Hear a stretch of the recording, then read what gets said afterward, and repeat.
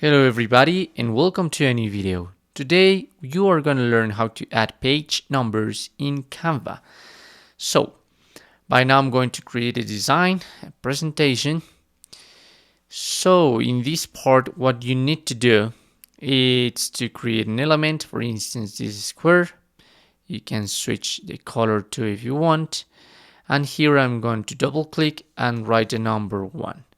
I'm going to select a big size and that's it.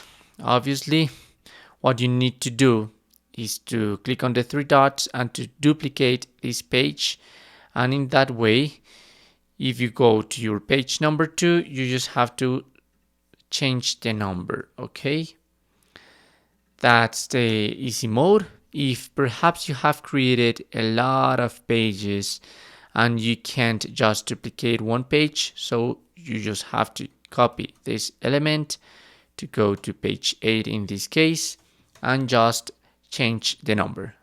So that's how you can add page numbers in Canva.